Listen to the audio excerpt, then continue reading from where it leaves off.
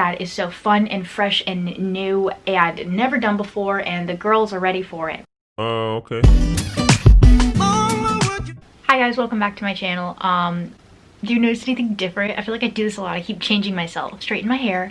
There's a lot of it. I don't think like you really can tell because I'm always wearing my hair curly. I never really straighten my hair, but there's so much and I am tired of it. I'm sick of it. I want it gone. Anyways, hi. So it's the end of 2020. Thank God. This has been a really good year of books in my opinion. I think there's been more energy towards, I think, like actively looking towards writers of color, black writers, indigenous writers, LGBTQ writers, you know, that kind of stuff, which is really good. It's definitely not the time to stop per se, you know, activism, whatever you want to call it. I think I'm way more excited for these 2021 releases, so that's why we're here talking today. I have been looking at a lot of publishers' upcoming releases, independent releases, and I'm actually really excited. I think that there's so many that are going to be coming to the table this year. So anyways, that's what we're going to talk about. We're going to talk about my most anticipated 2021 reads. I'm very excited. I hope you are too.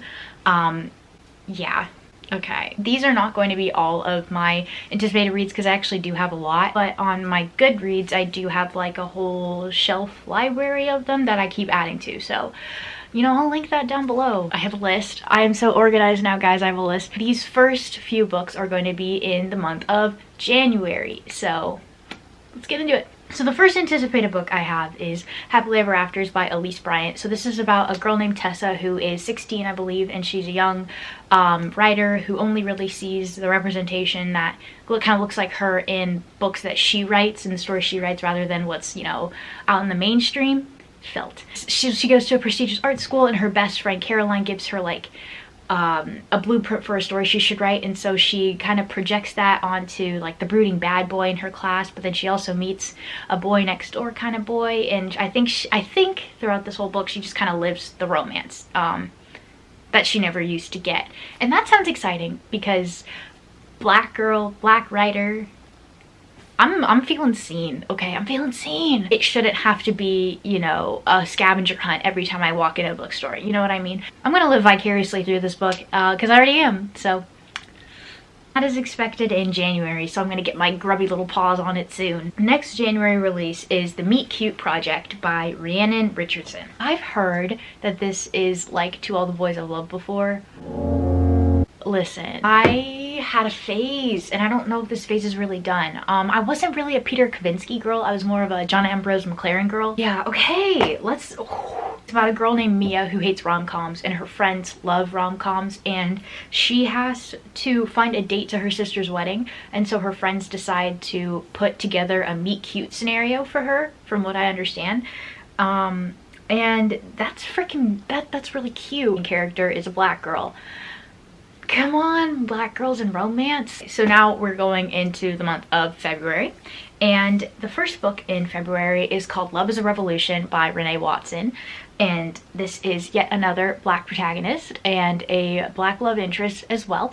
So this is about a girl named Nala who attends an open mic night with her best friend, and the MC of the open mic night is this activist named Ty who Nala is really taken with, and she basically lies about herself to make herself seem more appealing to Ty, and then she has to, you know, back up those lies, and kind of a web spins, and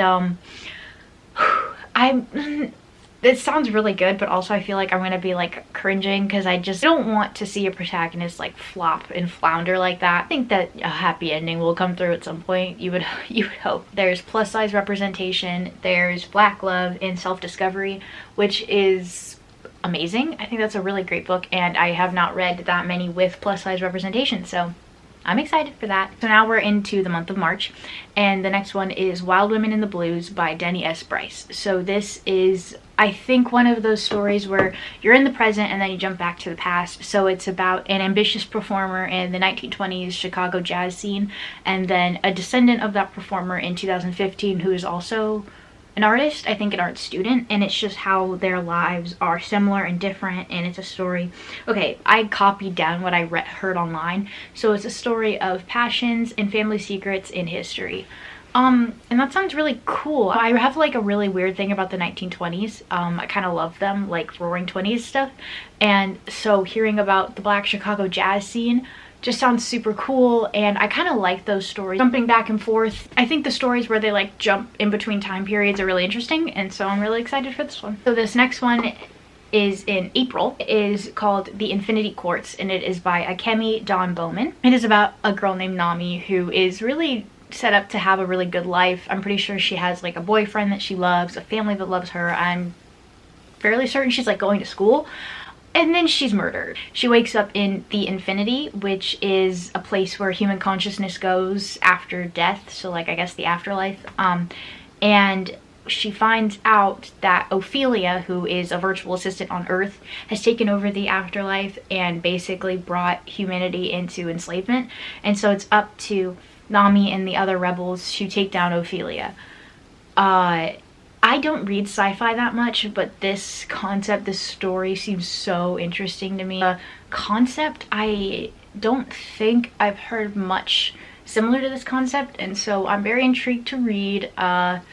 Yeah, you know, branching out. We gotta do that sometimes, right? So next book is expected in May, and this is The Meet Cute Diary by Emery Lee. And so this is about a boy named Noah, and I believe that Noah is transgender.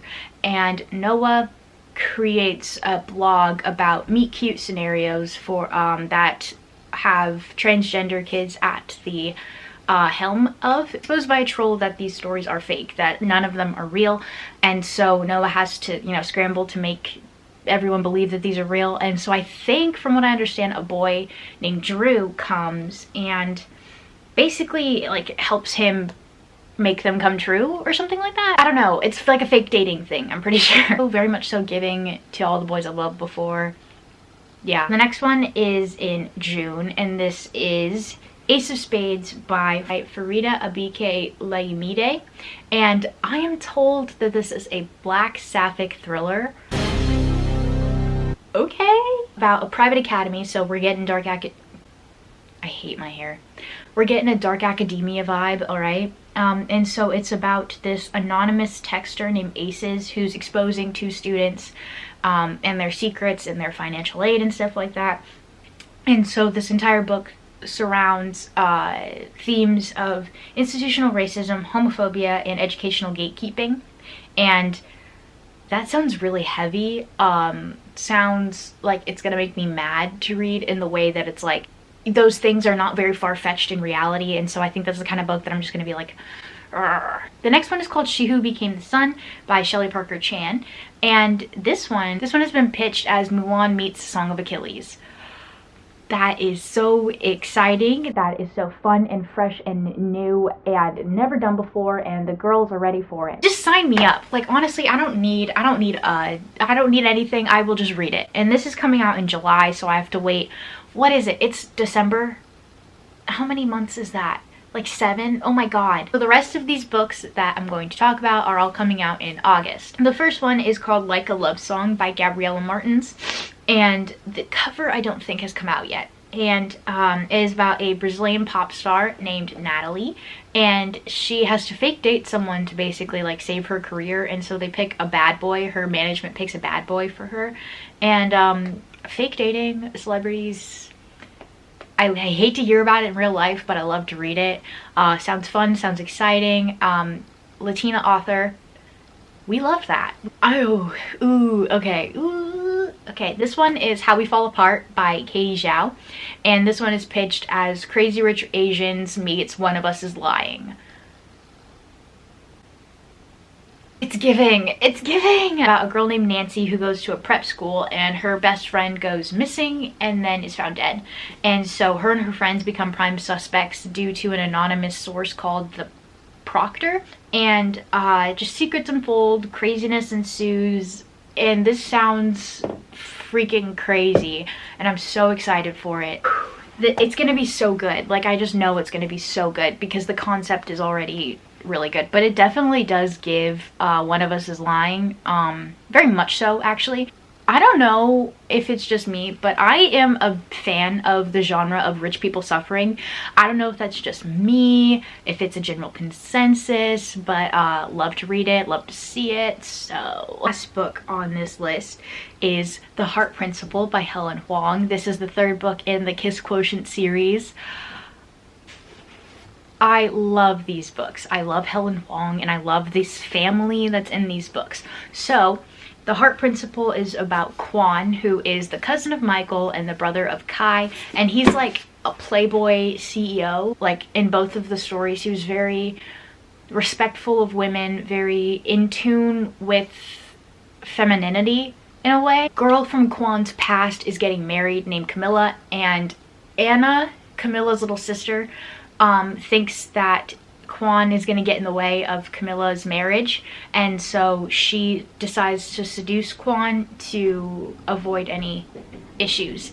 And also Anna has OCD, and so it's just kind of how Anna and Kwon get together, and I think Kwon finds out, and so it's up to him if he's okay with the pretenses of them getting together, that kind of stuff. So I did mention that Anna has OCD, and it was mentioned in the information about this book because both of the protagonists in these books are neuroatypical. Stella and Kai both have autism. Anna has obsessive compulsive disorder, and I really appreciate these books because it is that representation of people who do have learning differences, but not making that their only personality trait. You know, it's people living with these conditions. It doesn't make them, you know, less human or less able to love. So I just really appreciate this. Also, they are Michael, Kai, and Kwon are all Vietnamese. So that is all the entire list of books that are coming out in the first half of 2021. I hope that me describing these gives you a little bit of excitement about these upcoming releases. A little sliver of the excitement that I feel. I really did aim to, excuse me, I always burp when I record. Really did aim to include books that had representation or were by Black, Indigenous, or people of color, and or LGBTQ identities. And I did include these because I just think that in the grand scheme of debuts, in the grand scheme of releases, they're just not going to get as much publicity just because we know how the world works. I hope you enjoyed this video. I hope that I gave you an excitement for the new year.